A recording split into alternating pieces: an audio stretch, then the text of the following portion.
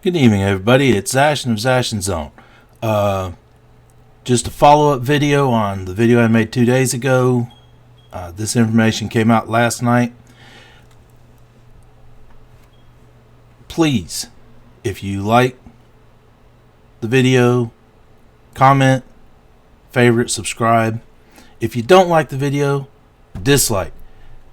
Please give me some sort of feedback on what's going on, and let me know your opinions on this subject. First, we're going to watch the video. I'll stop, make a couple comments, and now I have my final thoughts at the end. Well, Israel is lashing out at the Obama administration. Israel claiming to have ironclad proof that the White House itself helped to create that United Nations resolution condemning Jewish settlements in the West Bank. Remember, folks, the Israelis don't make idle comments. If they say they've got proof, the proof will be found out there somewhere. Accusations come after the U.S. abstained from voting, a move Israeli Prime Minister Benjamin Netanyahu called a shameful ambush. Kevin Cork is traveling with the president. He joins us now live from Honolulu. Hi, Kevin. What is the administration saying about this controversy?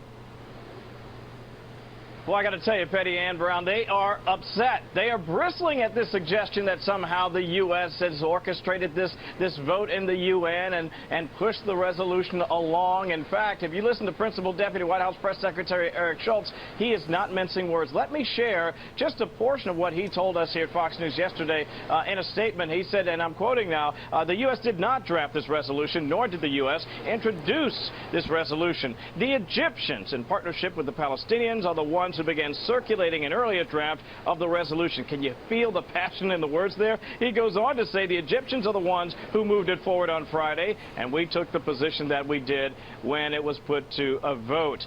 But Israeli... Yeah, he may have had passion in his comment, but for what reason would we believe the Obama administration at this point? Obama and the DNC have fed us lie after lie for 8 years. I have no faith in this gentleman's statement. Leaders, as you point out, continue to publicly accuse the administration of having orchestrated that resolution that condemns Israel's settlement construction. Well, we have rather ironclad information from sources in both the Arab world and internationally that this was a deliberate push by the United States, and in fact they helped create the resolution in the first place. And so it's deeply disappointing that this has been the path of President Obama. Did you hear that? I mean, he just said ironclad proof. You know, it sounds like this gentleman right here is making fun of the fact that the previous gentleman said ironclad proof, but here 24 hours later we're getting information on TV and other news sources are saying that they have proof. They have people who have talked and said, yes, the Obama administration set this up, got the Egyptians to push it forward, and the Palestinians went along with it because it feeds into their narrative and their desire to disenfranchise the Israeli people. I mean, wow. And the continued frustration for some of the administration is the idea that Bibi Netanyahu, Petty Ann, has been effusive in his praise for the administration for its security support for Israel. But obviously that is not the storyline right now. And I don't think the story is going away anytime soon. Petty Ann? For sure. And given the unprecedented nature of the abstention at the UN, is the Obama administration expressing any concern about damage long-term to U.S.-Israeli relations? Yeah, they would say flat out not at all. They'd say, look, Kevin, given the strategic support and the important relationship between the two countries, it's not going to be upset by this little latest bump in the road. But I have to tell you, critics, Petty Ann, aren't so sure. To get even in the lame duck period when there are no checks and balances and you don't have to worry about it in the election. It's the most undemocratic thing a president can do, to tie the hands of his successor during the lame duck period. And what he did was so nasty. He pulled a bait and switch.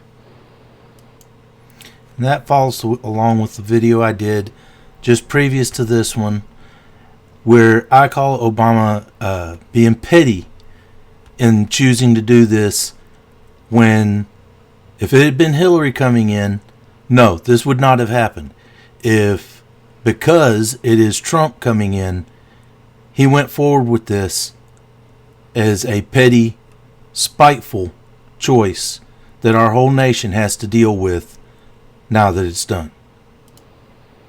And while the U.S.-Israeli relations may get a bit of a reset under the Trump administration, the same may be said for the United Nations, with the president-elect tweeting recently, asked the UN things will be different after January 20th. Now, what that means and how that'll all play out, we'll all have to wait and see. But clearly, things are changing, my friend. Back to you. Yeah, I would love to hear what the ironclad proof is that Israel has. Very interesting story. Kevin Corke, live in Hawaii. Yeah. Thank you. All right, my final thoughts on this subject.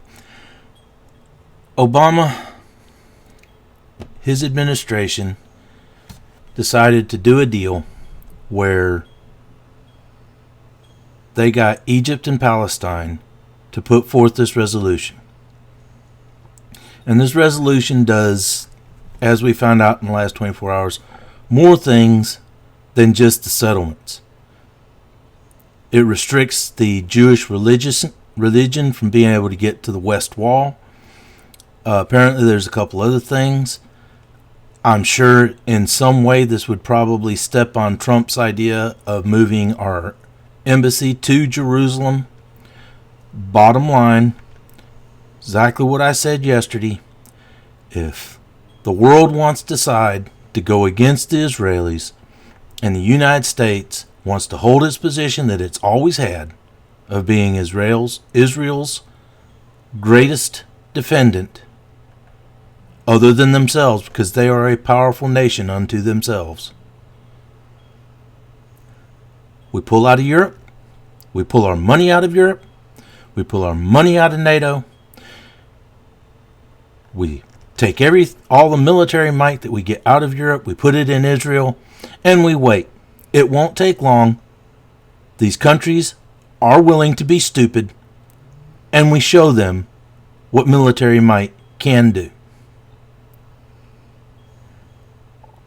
I am sick and tired of living in a world where Islamic terrorists are controlling things just by being terrorists. They have no political right. They have not stood and actually got people to elect them and be the common good of a government.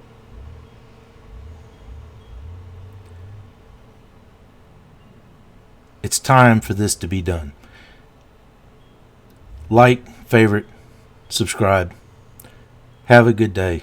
I hope you had a wonderful Christmas and a beautiful new year is coming. See you next time.